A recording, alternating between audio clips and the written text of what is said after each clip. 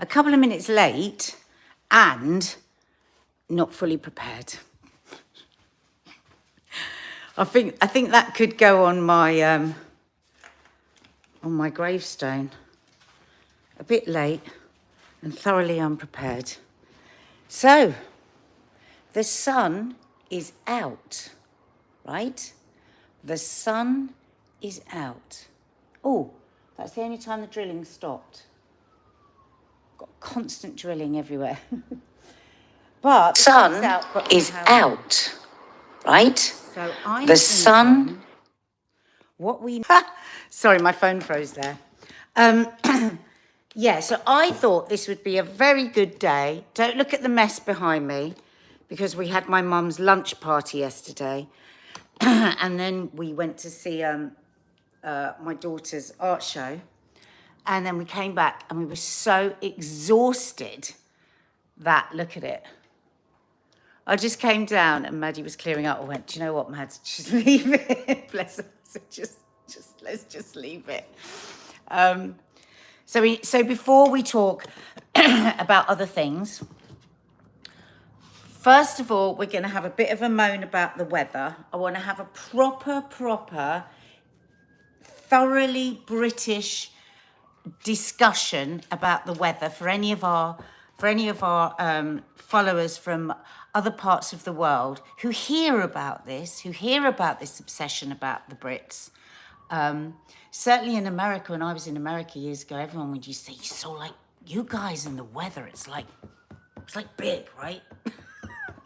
Stop it, Toffee.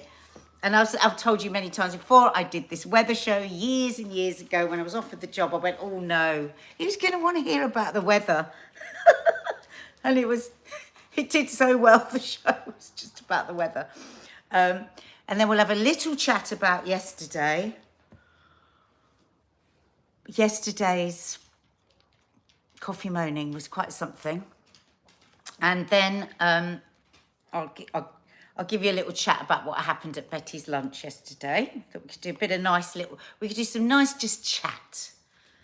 And then we're going to talk about, sorry, because I couldn't put things in the title. I don't know how to do it. We're going to talk about this 12-hour school that I think we talked about before when they were thinking of doing it, but kind of the results are in, kind of. And yeah, I was talking to Maddie about it this morning, and actually, and I spoke to Dina about it. Oh, Michelle's adding as I announce. Michelle, I do love you. Well, you're going to get very confused with my kind of announcement, Michelle, which goes one way, then the other way, and then that way. It's actually because I am so... Right, okay. What I am doing now is filibustering.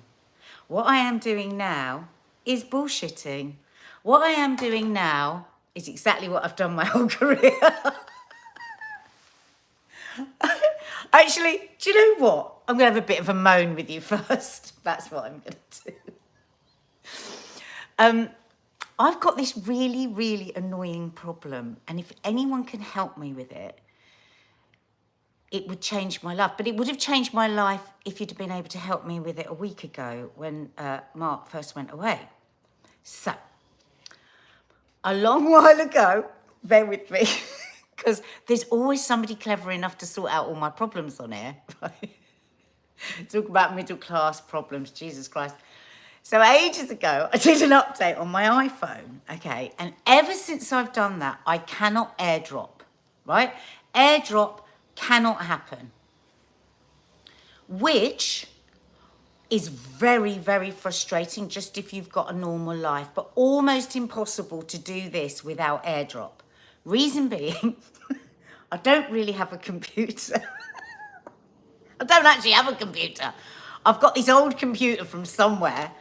And a lot of the stories that I want to tell you about are behind our paywall, and I can't AirDrop it to my computer. So I get all these great stories, but they're in my phone. So I can't look at them. So that's why I'm always trying, like yesterday with Lee, it's either Finland or Norway. That's the happiest country in the world. You see, I've got no makeup on, I've got no hair product, and I've got nothing going on here. Reese, You might be the man that can help me. Now, don't tell me, because this is the other thing. I spent an hour and a half this morning. Don't worry, I'm going to let you have a moan about something as well. I spent an hour and a half this morning trying to fix my airdrop because I thought I've had enough. I'm not going to do this anymore. I'm not going to always be asking other people to do things for me with me not really having tried first. Kiki and I put up our exercise bike ourselves the other day. That was quite interesting. God, nuts are so confusing, aren't they? And washers. Anyway, we did it. So this is the new me. So I spent about an hour and a half. None of the teenagers can help. I've already asked Faith. No one's been able to help. So I went on these places where people go and talk about these things. I've been on loads of them. And I've tried all the things that they've said. But one of the things that somebody said that totally sorted it for them was they put on their iCloud backup. Now, Mark has always said, never have iCloud on.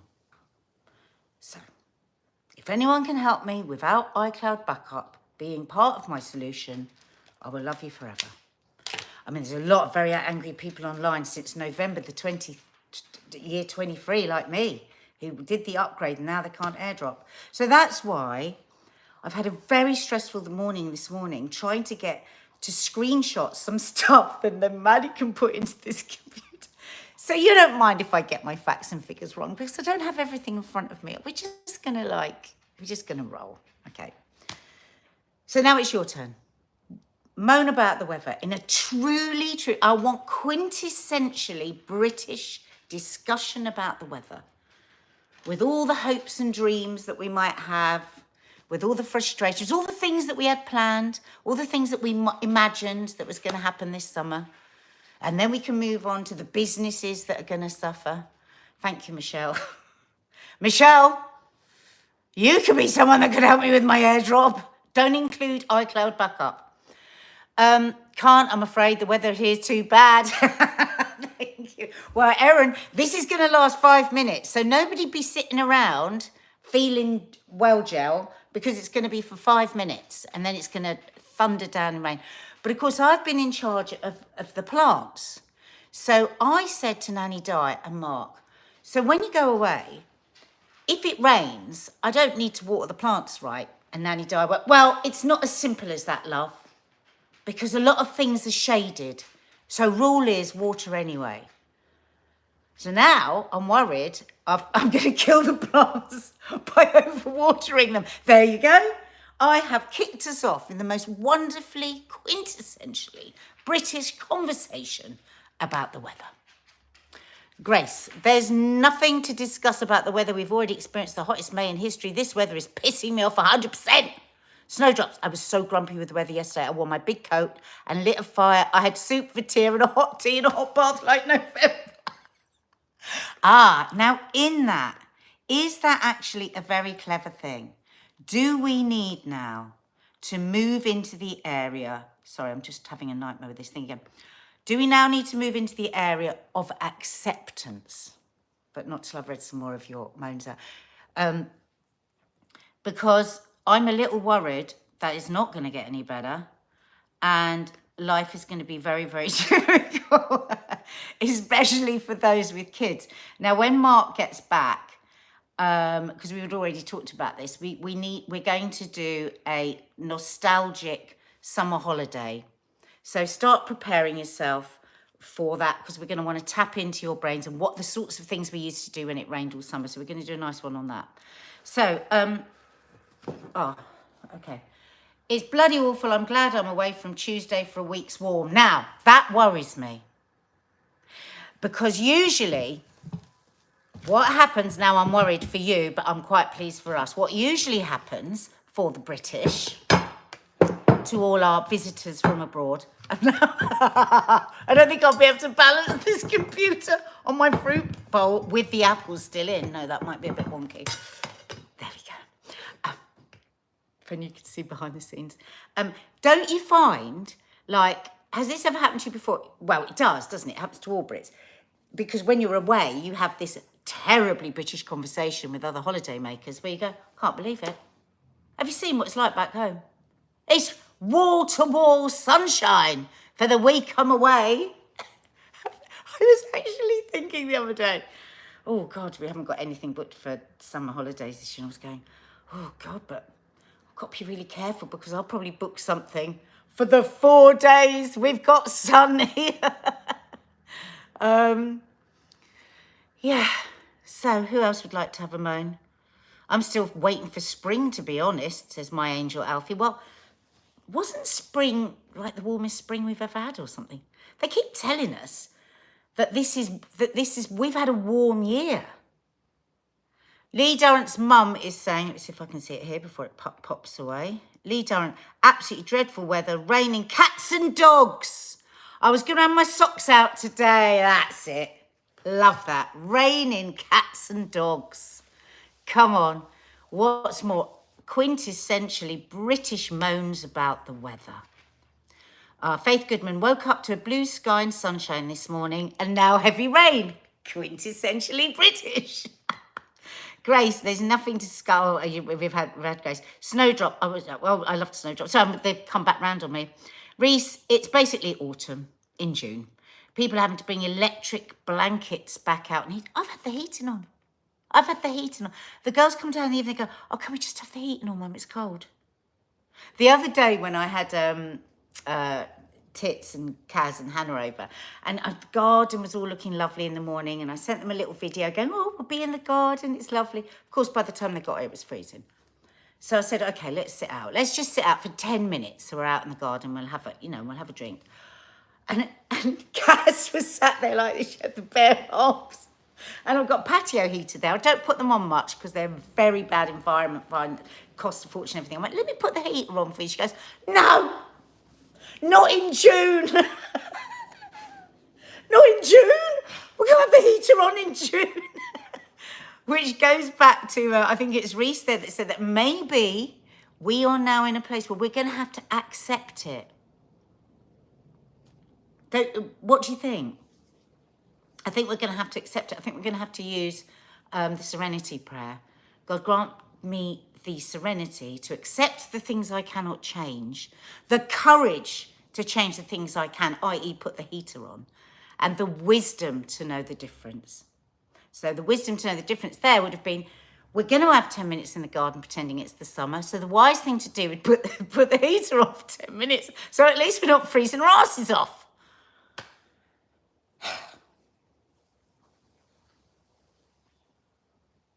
God grant me the serenity to accept things I cannot change, the courage to change things I can, and the wisdom to know the difference.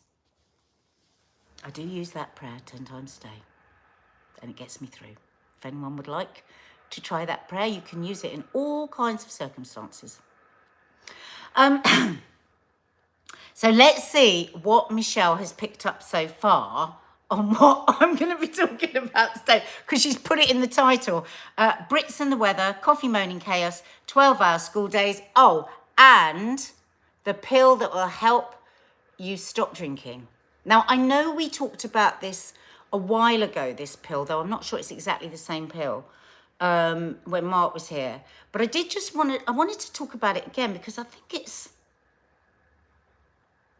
just brings up so many more questions, this pill.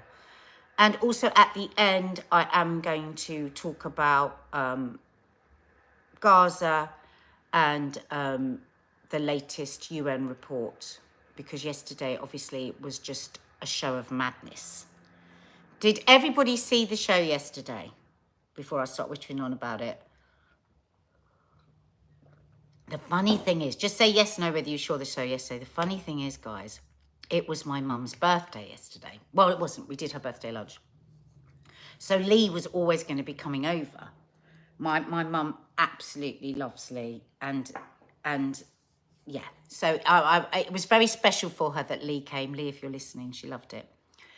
And, oh my God, I got some great videos yesterday of Dina and Lee and Maddie, but I can't ever show anything about Maddie, doing improv musical theatre. And wait for this. This was extraordinary. Dina, at the end of the day, in quite a soft, almost sentimental way, gifted Lee a pair of his own tap shoes. It was the funniest thing, because they've got this running joke. Because Dina's been doing tap for about 20 years, right? And it just seems whenever we want to do anything, she goes, oh, I can't come, I've got tap. So we've got this running joke. No matter what he does, whatever we do, he goes, well, of course, Dina's invited, as long as she hasn't got tap. And so she said, she's had this running joke with him that she reckons, she exactly said it, one of those wankers who pretends they can't tap but can. Anyway, you'll see the videos to see whether Lee can actually tap or not. But it was a hilarious, hilarious afternoon. So, oh, it was the voices. So yesterday, if you saw the show yesterday, you know when you just get that thing that you just, hi Dina, been tapping for 25 years. Sorry, Dina, it's 25 years. Dina, how good was yesterday? How funny was it? Later on, I was texting Mark, because I really miss you all. I wish I was there, because we were on our way to see Kiki's Archer. And I said, oh, God, you wouldn't have. You would have absolutely hated it. We were singing musical theatre songs, tap dancing, laughing too loudly and shouting. He went, oh, God, yes, I would have absolutely hated that. I meant the art show. So Dina's here. Dina, it was brilliant. Dina, Maddie was saying this morning, she's very impressed with your improv musical theatre. It was very funny. Right, okay. Oh, my God, I'm suddenly starving. Oh, my God, I'm so hungry. I wish I had a biscuit to dip in my tea.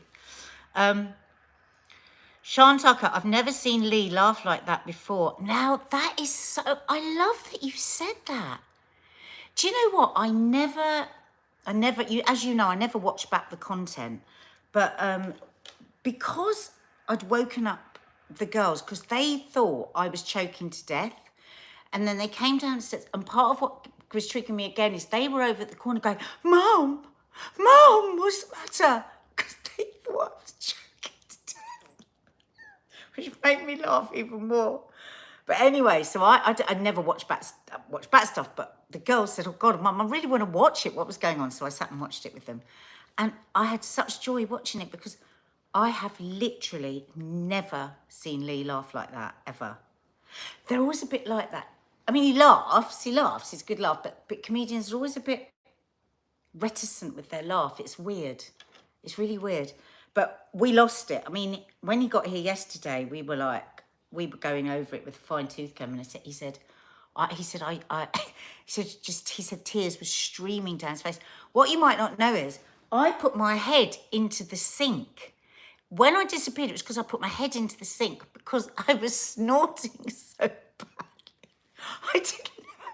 I thought people can't go through this snorting. Anyway, it was great. If you, oh, Mads, can you get the door? Mads? Yeah. Thanks, sweetie. If you missed it, it takes us about 6 or 7 minutes to actually start the show because of all the technicals. And then from about then on, you can just have a laugh if you need a laugh. Oh, God, you're not joking, Faith. I know Julie, I know Lee is a loose women warm-up guy, but I've been wondering how you'd cope if you stood in the wings just before going on the stage. We would just be like, we'd be in bits. We might have some nice surprises coming for you on that. Coming soon. Okay, so let's go to this 12-hour school day. Can anyone remember if we talked about this right at the beginning when they were thinking of doing it? Can anyone think? Did we talk about it before? Oh, by the way, right, hang on a minute. I don't know why I'm doing that, because the Diary of a CEO doesn't have hair like this, but no matter what he does, I said this yesterday on my Instagram, no matter what he does, or did I say it on here? He always does, he stops in the middle of his podcast, or he stops in the middle of his YouTube and he goes, I find this so interesting that 69% of the people that watch this channel don't actually subscribe to it. So I would like to plead a little for you to subscribe to this channel, because the more subscribers we have, the more quality content we can bring you. So can you please subscribe to the channel? Thanks. So, so a couple of months ago, now this is, because when I rang Dina and told Dina about this, she goes, oh, where's this then? Somewhere really posh private school? I said, no, it's not. It's in a posh area, but it is actually a state school. And it's the All Saints Catholic College. And a couple of months ago, this is probably when we spoke about it, I think, they announced they were going to pilot a 12-hour school day. And I didn't even know what I thought then, but I know what I think now. Because maybe then I was like, 12 hours at school. But having read this article, I'm actually really excited about it, which I know you're going to find weird because of having homeschooled our kids and stuff. But the reason, I mean, there's lots of reasons we homeschooled our kids, but one of the reasons was we just don't think there's any blue sky thinking around our education system. And Dina and I were having this conversation this morning. It's like when the pandemic came and everyone was like forced to homeschool their kids in the worst way you could possibly homeschool your kids, which is just to try and just recreate the appalling system that we've got at home at your kitchen table, which everybody hated and it was never going to work. And that was it. Now, I understand that there were a million things going on. So though I hoped for it, it was probably not a great time to think that they might rethink the school system. But you would think since, when it feels so broken, when teachers get blamed for everything, when we really are like in a crisis with our schools. You know, you only have to listen to the radio like 3 days in a week and you're going to hear some headmaster or headmistress or teachers just talking about how it's become just impossible. We just look at the grades. We see that we're failing our children terribly. I mean, all great if you're from a very, you know, safe and committed family that are able to fully support their children because financially they can manage to, and they've had a great upbringing themselves and all of that. And that classes aren't, I mean, just the amount of people in a class, you know, and if you haven't got parents that can help you outside of that class, if you get behind, school is very difficult, right? And our system is broken because we're treating every child in the same way. It's like a little sausage factory. So I personally think it's time for change. We constantly are seeing articles, chatting on shows like this and on TV about the phone crisis that we have with kids, how our kids are being denied a childhood. There's so many reports about the way that we eat in this country and our children. Many families can't even afford to feed their children properly. That's a fact, whether we like it or not. Then there are many parents that are so disengaged from their children that they don't even want to feed their children. And then you've got some parents that just themselves have had a really hard childhood and haven't learnt the skills. So we've got all kinds of children falling through the net. And once a child has fallen through the net, it's then when you look ahead to their life, it can often look pretty dire. Now, that's not to say that many people don't then just pull themselves up and in spite of not being given any chances, they still manage to live a really good life. But wouldn't it be amazing if at the root, because we can't get into every child's home and help every child at home, wouldn't it be great if we could do something that could really change the path of a child's life? You know, because if you look down the line to what goes wrong for a child that hasn't got any education, hasn't had support, maybe hasn't had, you know, even the right nutrition, what that can cost the country down the line, maybe in benefits, maybe in prison sentences, all of this. For me, I just can't help but think, wouldn't it be great if we could just help a lot of that within schools, right? Now, teachers that are there to teach, they're being asked to be social workers, and in a lot of schools, and they can't do that. They've got a huge workload, and they're not trained for that, you know. So I think if you help families and children more at school, where you've got them in a contained area, you help the whole of society. You save society a fortune in the future. So why not try new things? Okay. So I really, really admired this headmaster. There's an article in The Guardian today. And he came up with this idea. So it is a school in a very wealthy area, but they have it's a state school, and they have lots of challenges in this school.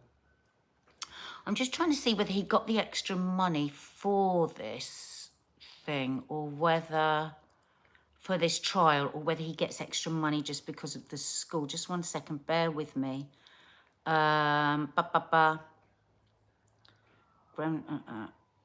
a quarter of the children in the school have special educational needs. 10% are on an education healthcare plan. So with this, he gets an extra £20,000, of which has been used to fund the 10-week pilot project, paying for the extra meals and extra staff and stuff. How creative, how inventive of him. To not just go, well, let me just plug this hole, let me plug this hole. Let's try something radical. Let's try something that could really change things and mix things up. I love this. So what happens? They come to school 7 a.m. to 7 p.m. This is Monday to Thursday, and these are the kids in years 7 and 8. So they, for £10 a week, they'll be served a cooked breakfast, and that would include like eggs, hash browns, all of this, and a family dinner, a cooked family dinner. They get to do extra activities, drama, ceramics, sports. And the skies opened and the angels came out singing. The only catch is, wait for this, no phones for the full 12 hours they're there. Now, I love this point that he makes. He says, I just want to quote him. This Andrew O'Neill, this guy. He's keen to show us how the project works. It's not just about cracking phone addiction, but giving children their childhood back. Phones have been at the heart of so many recent problems in the school, including sexting, bullying, and online extortion. So what they did was they in the dance studios, they set up this hall for them to eat for morning and after, where they would spend their extra time, where they have breakfast in the morning before they start their lessons. They're playing Jenga. I mean, you know, these are good things to do to play with your kids, but how many parents have got time to do that before they go to work? A piece of toast rushing out to so they go that. Dina, if you're here, you will say that you know it's a massive difference when you do Zumba and stuff with the kids before school starts, don't they? Now, Dina teaches in a private school, very nice, you know, parents can pay for nice little extra lessons. So this is the stuff that wealthy people do for their kids, you know, that people that are working under the unbelievable constraints that these governments that we've had in succession have put people under, where they can barely afford to get food on the table. You know, wealthy people pay for all of this. Everything this guy is giving, they pay for it. You go to a private school, you're not allowed to have your phone all day. Because, you know, parent power, that's what they want. So what he's offering here for 10 quid a week, as far as I can see, is what rich kids, well, they're not all rich. Dina wasn't rich. Dina scrimped and saved to put her son to private school, but people that can and manage to send their kids to private school get, right? So then the school starts at 8:30, and they have this really gorgeous girl, Serenity, she's called, and she's 12, and she talks about how she felt about it. And she said she was really reluctant to do this. She was moaning to her mum, it's too long, it's going to be like a job. I don't want to be without my phone. Well, guess what? She says, she doesn't over-refuse, but she says, do you know what? Actually, it's okay without the phone. And do you know why it's okay without the phone? Because nobody's got a phone. So, she goes on, this 12-year-old girl, she's well aware of the phone, the damage that the phone's does. She says mental health, kids don't know what's safe, you're comparing yourself with others all the time. All of this is going on in school. And so she recognises that they must be having these conversations with these kids as well. So this headmaster said that after they reopened after COVID, he said we started to see some really serious issues that weren't there in the same way before. Children not really having quite the same, I'm quoting him, not having quite the same sense of belonging or desire to be a part of big groups, and more isolation and apathy. So this 12-hour day, he said, was to remedy that, to reconnect people to school. Now, wait a minute, because lots of us aren't school believers here, and to reframe school. So this is the beginning of a new way of thinking. He said, I want the kids to understand that school is a place of learning, but it's also a place of fun. You know, of course, that's never going to work for everybody. There's always going to be bullies. There's always going to be people that hate school. But that's not a reason to not try and make change, is it? I'm going to write a soapbox here today. Oh, somebody bring me a soapbox. So he said, by getting them to turn off their phones, and he said, I just had this real worry that kids were leaving school at 3:30 and they were on their phones until they went to bed. Screen time until they went home to bed. And I think that's fact, isn't it? For many kids, that is fact.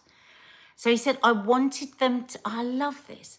I just wanted to give them the chance to socialise and play together. Play. You should never stop playing.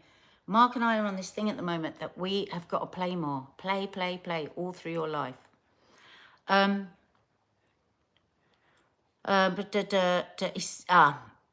He said, with the way society is at the minute, and phones are just one part of this, there is a media culture which tries to turn early teens, pre-teens into adults way before they are ready. And then they want to become adults way before they're ready. And it's true. Unless you create an environment where you just allow them to remain being children, there's going to be shit going down. So when the normal school day ends, so they do that, they have breakfast, they play, they hang out, they socialise, and then school day ends at 3:15. Now, you're going to be fascinated by this one, right? The extended provision begins then. So first thing they do is an hour's homework, supported homework, right? Listen to this. Now, if just this one thing out of all of this will serve them right through their life, because consistency is key, is it not? That's where I've fucked up my whole life. I can never be consistent about anything. Something the children now insist they appreciate the most, right? Because it gets it out of the way. Now, you've got nice mummy or nice daddy or nice mummy and daddy, or you've got nice nanny, or you've got, really proactive parent that's at home and not at work because she's not or he's not having to work 2 jobs. All those people, their kids will come and they go, come on, let's get your homework done. Let's get it out the way. Let's get it out the way. A lot of kids don't have that. And it's not always the fault of the parents. And let's support them. So I love this, that the kids love that the most. They've got a sense of getting it out of the way. And this journalist says, this very serious boy who's 11 says, it's work hard, play hard, with a deadpan face. Now, he was given his first phone, this little boy, at age 5, and he was really appreciating the hours homework. So, you know, we can pontificate, but, you know, if the kids are saying it's working for us. So then after that, after the hour of homework, they then join a pottery class. This is on the day that the journalist was there. So they did pottery, all kinds of other activities, and then they have a dinner. And the dinner sounded lovely. There was like chickpea and kale curry. Very cheap to do, but if you don't know how to do it, you ain't going to make it for your kids. And bolognese. Loved that bit. Dina, what did you think of that bit? So they had a trainee teacher there who was like running the rounders and basketball, and she said this generation have become very socially anxious. Now, of course they bloody have. Never mind, let's park the phone for a bit for 2 years of staying in the house. And what are we doing? Big Pharma is handing out the pills to sort this. And what we know is children want to play. They want to make friends, you know? So, brilliant. We're giving them something better than their phones, which just exacerbates anxiety. It's interesting here, actually, that as well, that some of the kids say the parents have got to stop with the phones as well, which is so true. We're on our phones telling our kids to get off our phones. Now, so this was for year 7 and 8. Now, the older children are looking at it and wanting to do it. Nostalgic for after-school clubs that they attended at primary school. I used to love clubs. This one, a 16-year-old says, I was in football. I used to do dance, says Kyra. Now when she gets home after school, it's just me, myself, and my phone. Oh my God. Could you imagine if one of these arses that are traipsing round trying to win our vote said something like this? Said, you know, we hear it all the time. Education, education, education. What about all of this stuff as well? You see this a lot more in American schools. Sport is huge in America. I was a poo-pooer of sport. I didn't like sport. I hated sport. But what you've got here is drama, pottery, ceramics, giving kids something that they pull together, they're doing together, they're learning to play, that will take them through their whole lives. Hobbies. Finland, or was it Norway? That was yesterday's coffee morning. You know, the happiest country, 7 years in a row. What does Dean always say? Every single one of them has a hobby. Good ship lollipop. The poor kids don't get to do the after-school clubs. Mine didn't. Exactly. Thank you. You know, friends of mine that work in private schools, my God, those kids, those mums and dads are writing those checks all day long. Morning club, after club, rugby, riding, this. They haven't got bloody time to look at their phone.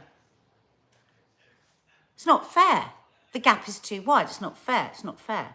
Honestly, I'm becoming more and more of a communist every week of my life. He said that a really important part of this whole thing has been the family dinner, which not only gives pupils a hot meal, they might miss at home here, but it's the chatting over the dinner table. Because again, of course, there's no phone. Again, not all kids have somebody that is going to put a dinner on the table and all sit around the table and all eat. I mean, Mark says this often, doesn't he? He said he never, all through his childhood, ever had a meal at a table sort of with anyone. And he also says if there'd been phones with his predilection to addiction, he would have been a complete and utter mess. He says he wouldn't have made it. I mean, what a brilliant example.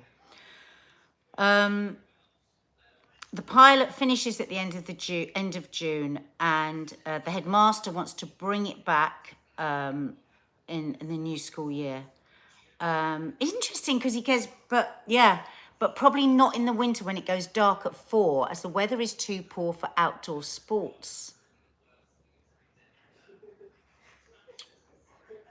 So what happens in the winter then? we all go on our phones even more? What could you do in the winter?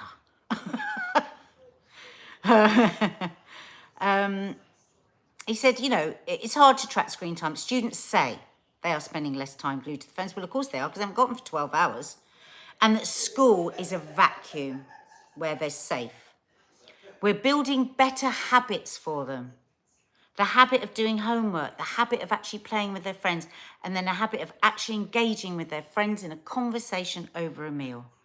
It's about creating that sense of belonging and a reconnection back into the common good.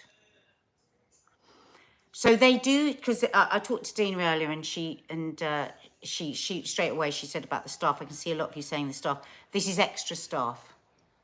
This is extra staff. So of course you couldn't have the staff, the teachers doing all of that. Oh God, it's a lot, Ellen, isn't it? It's exhausting, that amount as well. Not just finding the money, actually taking them to all those clubs. So what do you think? I feel like I was on a bit of a soapbox there. I'm convinced I've convinced everybody. What do you think? What do you think? Siobhan, we are presuming that we have friends at school. Well, I mean, my God, I'm the first to stand up for those that are bullied at school and those that don't have friends at school. And I'm a great advocate for, if you can, if you are able to homeschool your kids, because I don't think bullying ever ends. I think if you're bullied, I think it's a fucking nightmare for you at school. I don't see really any big changes. But it's like I said to Dina today, we are stuck in this country. We are literally stuck because whenever we talk about changing anything at school, we've got all the reasons why we can't, right? There are always going to be children that are unhappy at school. There are always going to be children that are bullied at school. There are always going to be children that fail, inverted commas, for want of a better word, at school. But that doesn't mean we shouldn't keep trying to improve it and trying to think and shake it up and looking to all these other countries that do it so much better than us. You know, we test our children more than any other country in the world. Can you believe that? And yet we are where we are. So yes, there are a million reasons why this couldn't work, but I just think every single bit of it sounds better to me than what we've got at the moment. And you don't have to do it. I mean, people, they didn't have to do this. This was like a special group, like who, so it's not like nobody was forced to do it. Yeah, so there we go. You think it sounds awful, says Elaine. Do you? Do you know what? Do you know what I was so surprised about? I thought 100% Maddie, who I spoke to this morning about it, would say, oh, no way. Do you know what? I think it's a good idea, Mum. I think our childhoods are taken. Wow. That really, really threw me. Yeah. Anyway, how long have I... God, I've been on here 45 minutes. Oh, my God. Sorry, I've really gone on about that. But I just felt it was just... Yeah. And I suppose I whittled on at the beginning, didn't I? So just quickly, I'm going to do the Gaza separately. So that I'm not rushing it. And we'll post that up afterwards. So this pill, natroxylin. Does anyone know about this pill? Am I saying it right? Has anyone heard of it? Let me just get the name of it up again. Up. I might not be able to see your comments for a bit now. Okay, so this is called... Can anyone remember, did we talk about it before? Hang on one sec. Naltrexone. Okay, so naltrexone is not the same as antabuse, which is a drug that makes you feel violently ill if you drink it.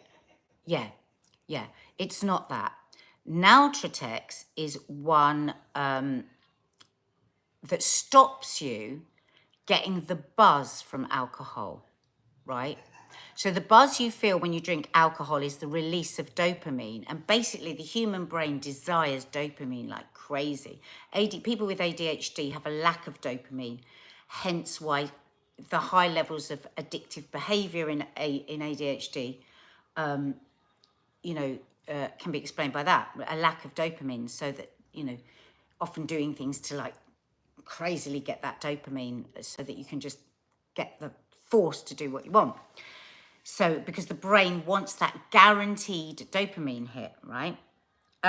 So this is an article in the Sunday Times, Jules Corran's wife. And she's talking about how, she says a number of times, I'm not an alcoholic and I haven't got a drink problem. Let me just reiterate that. I'm not an alcoholic and I haven't got a drink problem. She says that a couple of times. Okay. Okay. But she said, but she's worried about the future of her drinking. It's really interesting because she said things like, with the young kids, I started off having that big glass of wine or maybe 2 glasses of wine just to take the edges off the day and just feel a bit better. But, my husband would go days without drinking, but I look at him and think, how can you go days without drinking?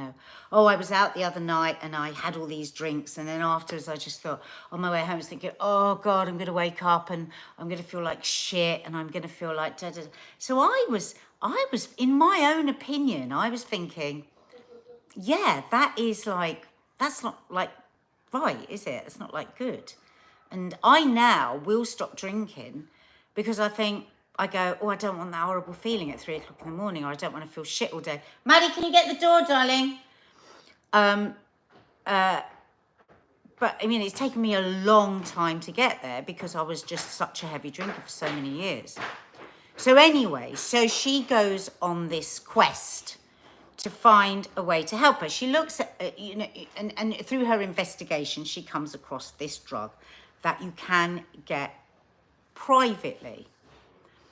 So it was interesting because she rang me and she said, I just want to know whether I qualify. And the woman on the other end of the phone said, well, I'm not sure what you mean when you say you qualify.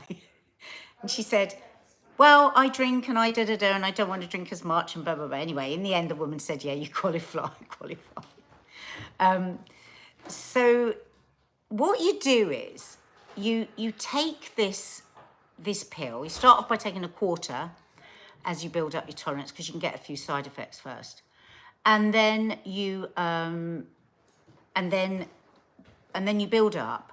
And then what happens is, before you're going to drink, you take this pill, right? And your first drink is lovely and you get all those nice feelings that you get with the first drink. But the second drink, you don't get them. You don't get the nice feelings. You just get like the side effects of alcohol without the nice feelings. So, weird.